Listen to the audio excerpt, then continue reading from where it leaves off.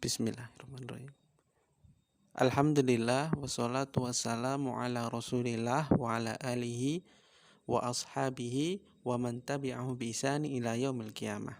Alhamdulillah kita bisa bertemu kembali dalam pembahasan ilmu shorof. Lebih tepatnya adalah pengenalan ilmu shorof sebelum kita memasuki ke dalam KBM normal. Dan untuk pembahasan kali ini kita akan membahas tentang af'al atau kata kerja. Yang perlu kalian ketahui adalah kata kerja ini memiliki 4 macam. Yang pertama, fi'il madhi, yaitu kata kerja yang menunjukkan kejadian yang telah lampau atau telah terjadi. Kemudian yang kedua, fi'il mudhari', yaitu kata kerja yang menunjukkan suatu yang akan terjadi atau sedang terjadi. Yang ketiga adalah fi'il amr, yaitu kata kerja yang digunakan untuk perintah dalam mengerjakan sebuah pekerjaan atau singkatnya kata perintah. Terus yang keempat adalah fi'il nahi, yaitu kata larangan untuk mengerjakan sesuatu. Kita dilarang dalam mengerjakan sesuatu. Itu namanya fi'il nahi. Nah, sekarang kita akan masuk ke pembahasan yang pertama, yaitu fi'il madhi, yaitu adalah fi'il yang atau kata kerja yang menunjukkan suatu hal yang telah terjadi atau telah lampau. Dan perlu kalian ketahui bahwasanya untuk fi'il madhi ini memiliki 3 wazan atau 3 jenis yang akan kalian pelajari di jenjang semester 1-2 kelas 7 SMP ini, atau mungkin hanya di jenjang kelas 1 di semester 1 saja, yaitu untuk fi'il madhi itu hanya ada 3 macam ya. Tetapi akan Ustadz berikan 1 macam saja atau 1 wazan saja yang insya Allah akan sering terpakai dalam kesehari-harian kita ya. Apa itu? Yaitu macam yang pertama ya, itu adalah fi'il yang mengikuti atau kata kerja yang mengikuti wazan fa'ala. Fa fathah, ain fathah, dan lam fathah. Itu ya. Ustadz ulangi sekali lagi. Salah satu jenis fi'il madhi atau salah satu wazan fi'il madhi yaitu adalah fa'ala. Fa fathah, ain fathah, dan lam fathah. Itu salah satu wazannya. Jadi semua kata-kata yang ada di bahasa Arab itu di dalam fi'il madhi itu semuanya kebanyakan bisa masuk ke wazan tersebut, timbangan tersebut, yaitu fa fathah, ain fathah, dan lam fathah untuk jenjang SMP kelas 7 semester 1. Contohnya, tadi kan kita sebutkan bahwasannya fi'il madhi itu adalah fi'il yang menunjukkan waktu yang telah lampau atau telah terjadi. Ya.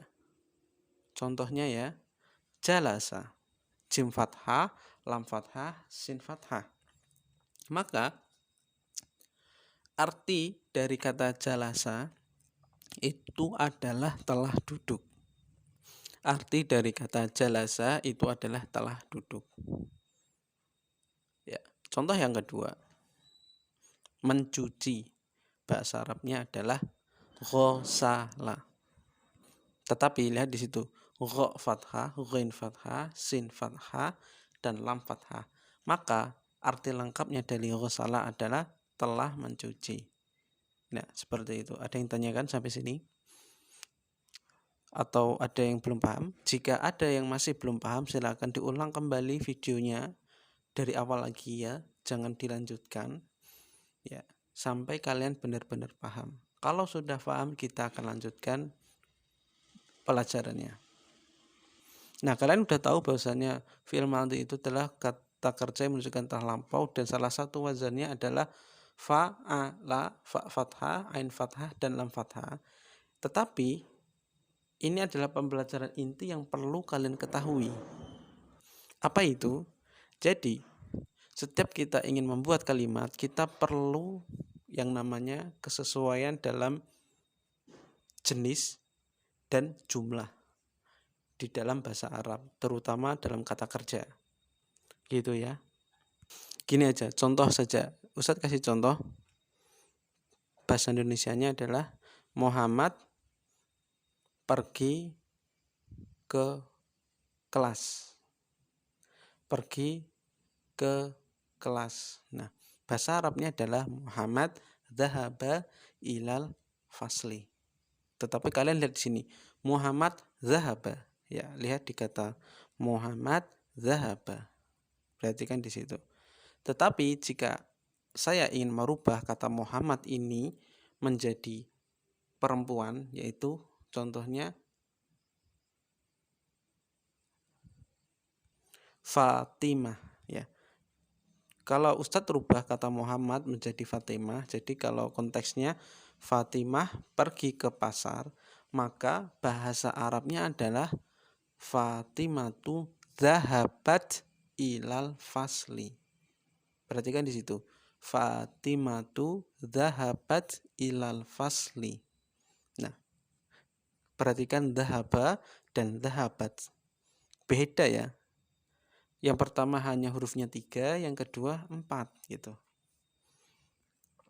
Pertanyaannya adalah kok bisa beda? Nah, perbedaan itu terjadi karena pelaku ya. Pelakunya itu berbeda. Setiap laki-laki dengan perempuan berbeda. Setiap jumlahnya 1 dengan 2, dengan 3 dan seterusnya berbeda. Jadi yang perlu kalian lakukan untuk pengenalan hari ini adalah kalian wajib mengetahui 14 perubahan dari fi'il madhi ini ya. Karena 14 ini akan terpakai sesuai dengan konteks kalimat yang akan kalian buat gitu. 1 orang itu pakai ini, 2 orang itu pakai ini, 3 orang itu pakai ini. Laki-laki itu pakai itu, perempuan pakai yang ini. Yang berbicara, yang diajak berbicara atau pihak ketiga itu pun nanti berbeda. Dia, kamu, kalian, saya itu juga berbeda. Ya, seperti itu. Jika belum paham silakan kalian simak ulang kembali video ini dari awal. Ya, kalau sudah paham kita akan masuk ke pelajaran selanjutnya. Ya, yaitu adalah 14 perubahan itu apa aja dan bagaimana cara menggunakannya. Nah, untuk itu silakan kalian lihat ya. Silakan kalian lihat foto di sini ya. Ustadz kasihkan foto di sini. Ya. Silakan kalian lihat. Setelah itu akan Ustadz jelaskan. ومن يقنت منكن لله ورسوله وتعمل صالحا نؤتها أجرها مرتين وأعتدنا لها رزقا كريما يا نساء النبي لستن كأحد من النساء. Nah, karena kalian sudah melihatnya dan sudah memahaminya, sekarang Ustadz jelaskan. Yang pertama, paling atas itu adalah fa'ala. Itu artinya dia laki-laki telah mengerjakan, satu orang ya. Maksudnya adalah kata kerja ini digunakan saat konteks kalimatnya adalah menunjukkan kata dia dan harus laki-laki dan jumlahnya harus satu orang. Contohnya tadi Muhammadun ya, Muhammadun 1, dia laki-laki dan dia pihak ketiga, bukan saya, bukan orang yang diajak bicara, bukan orang yang berbicara, dia Muhammad gitu ya. Maka kita pakai kata fa'ala atau zahaba gitu. Yang kedua zahaba, fa'ala. Nah, yang kedua itu adalah fa'ala, ada satu tambahan huruf alif dan artinya adalah dia laki-laki mengerjakan. Dia, 2 orang laki-laki telah mengerjakan. Nah, jadi itu maksudnya adalah saat kita ingin mengucapkan bahasa Arab dengan menggunakan 2 orang, maka menggunakan bentuk yang kedua ini. Contoh ya, itu kan fa'ala ya. itu hurufnya ada 4 ya. Jadi kalau Ustadz beri contoh, bahasa Indonesianya adalah Muhammad dan Ali pergi ke kelas. Maka bahasa Arabnya adalah Muhammadun wa Aliyun dhahaba ilal fasli. Dhahaba. Nah, perhatikan di situ. Dhahaba baknya panjang sama seperti fa'ala gitu ya. Sampai sini paham?